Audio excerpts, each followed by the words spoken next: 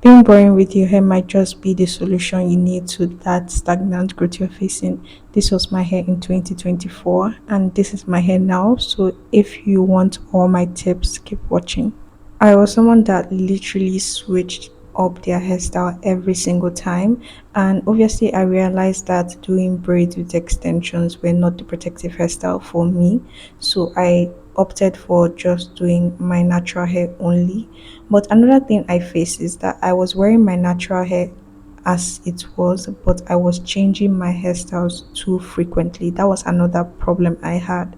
So I decided to just stop manipulating my hair, and the only way I could do that was long-term protective hairstyle, and people would classify that as being so boring. Like, I get bored of my hair most times, and it's something that you just have to do now for you to reach your hair goal. So basically, I was boring with my hair. So I'm going to tell you like what you can do to make sure you actually get to your hair goals by doing this, because just imagine you've taken that sacrifice of not doing so much to your hair, keeping your hair long term, 3 months, 2 months with you not touching your hair, and you don't actually get the results. That will be so sad, because you can actually do what I'm telling you and you wouldn't get the same result if you don't follow all these things I'm going to say very closely. Starting off is picking your protective hairstyle and installing your protective hairstyle. If you're seeing in this video, I'm doing my hair myself. Like, I've gotten to the point where I don't trust people with my hair. They don't do what they're meant to do. They are rough with my hair. They don't actually care for my natural hair the way I would. So I simply just make my hair myself to avoid any problem, any wahala. So if you can do your hair yourself, that would be absolutely amazing. If you can't do your hair yourself, try and learn. And one way to learn is actually start doing it. Watch tutorials, watch videos, try and just make it easy for yourself. Just start somewhere, because I wasn't perfect before, but now I'm getting to the point where I can do my hair myself and it's neat enough to wear out. So making your hair yourself is something you should actually learn to do. And picking your protective hairstyle, this is like the foundation for this whole thing I'm saying. You need to pick the best protective hairstyle for your hair. Know what type of hair you have, whether you have fine or thick hair, and it will help you to pick a good protective hairstyle. But I would say I have fine hair, so that's why I opted for not adding any extensions to my hair. And this is a very long-term protective hairstyle, so I don't want any weight that would basically cause my hair to break. So picking your protective hairstyle is something you should think about. Installing your hair, another very important thing. Moving on to another very, very important thing, which is your hair care routine. This is a protective hairstyle, a long term protective hairstyle, if I might add.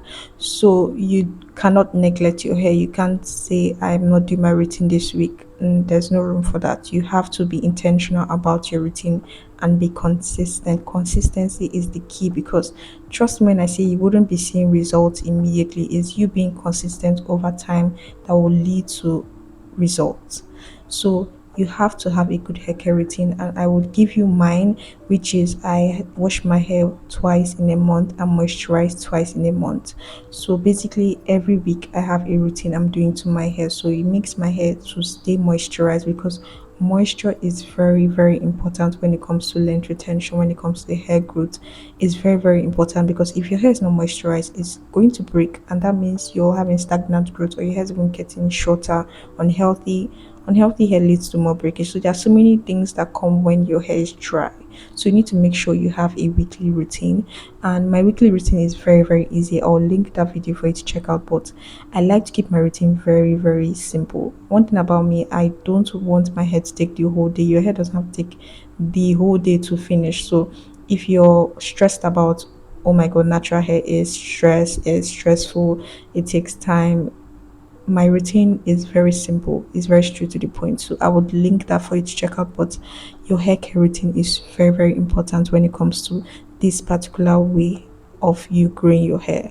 So you need to make sure you keep up with your routine, and that's literally the second part to this whole thing. Let's talk about length retention, because that's the main focus to this whole thing. I'm not doing anything to my hair, and that's simply what this whole challenge, or me keeping my protective hairstyle for 3 months, is all about. So now length retention is you actually retaining length. So most people are focused on hair growth and getting oils, creams, butters, any insane treatment that is out there, that'll be like, oh, try this, it's going to grow your hair. They would try it. But everybody's hair is growing regardless of the treatment you're doing or whatever magic you want to do to your hair. Your hair is growing like naturally, your hair grows like an inch or half an inch every single month.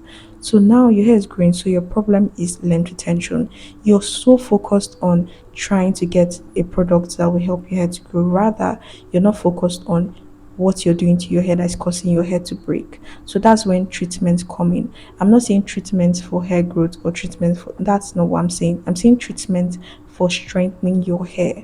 Your hair is weak, so it's breaking so much. So you need to find treatments that will help to strengthen your hair. I mentioned before I have fine hair, so my hair was breaking so much. Even though I was consistent with my routine, I was doing everything I'm meant to be doing, my hair was still breaking so much. So I had to do research on treatments that will help my hair. I started doing protein treatments. I don't do it a lot because when it comes to these things, like I said before, their treatment, and you take treatment when your hair actually needs it. So I do my treatments for specific things. When it comes to my protein treatment, if I'm experiencing so much breakage, I know it's time for a protein treatment and I go in with that. When I need moisture, there's some treatments that focus on moisture. Hibiscus water is so moisturizing, like it helps to condition my hair so well. I do that. When it comes to like strengthening my hair, fenugreek seeds, rosemary water, cloves, they help so much. So you need to do research on treatments and try them. Like they add so much benefits to your hair. So that's another thing I'm going to mention for length retention.